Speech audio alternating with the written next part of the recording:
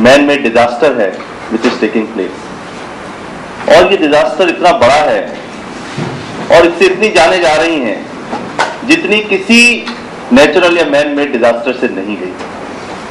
Natural disaster क्या हो सकता था? कोई भूकंप आ गया, कोई सुनामी आ गई, कोई कॉलेरा का एपिडेमिक हो गया आज से कई साल पहले, या कोई द्वितीय विश्व युद्ध हो गया, अफगानिस्तान पे अमेरिका ने हमला किया, या जापान में बम गिराया। तब भी एक दिन में इतने सारे लोग एक साथ नहीं मरे जितने इस कारण से प्रतिदिन मर रहे हैं।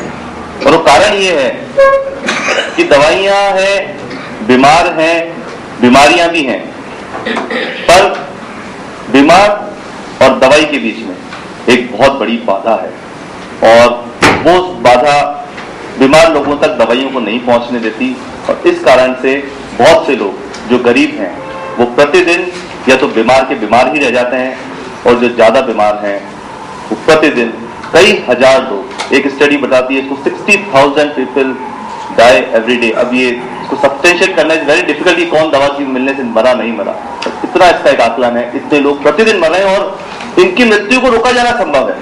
वो रोका जाना संभव इसलिए है कि जो बीमारियां हैं उनका इलाज हमारे पास अवेलेबल है, वो दवाइयां हमारे पास उपलब्ध हैं।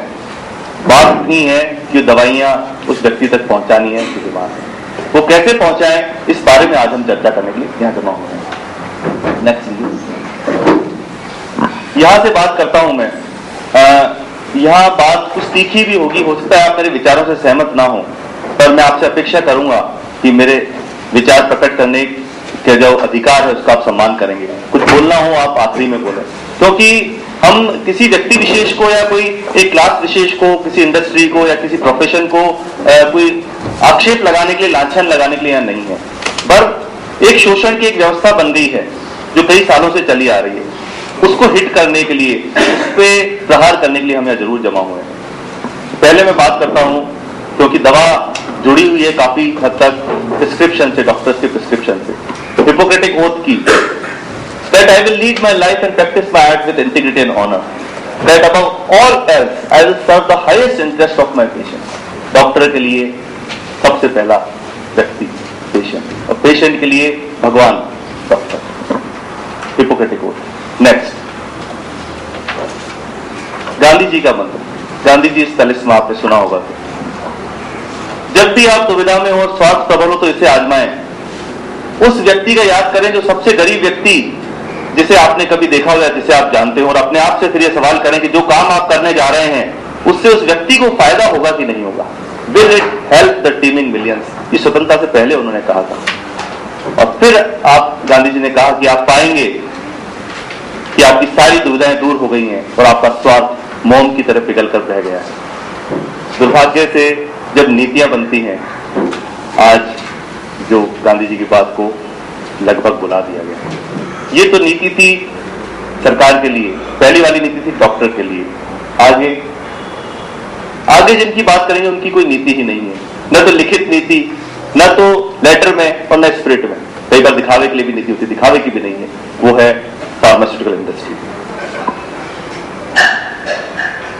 विश्व में सबसे बड़ी इंडस्ट्री है हथियार बनाने की इंडस्ट्री, और दूसरे नंबर की इंडस्ट्री है वो है दवा बनाने की इंडस्ट्री।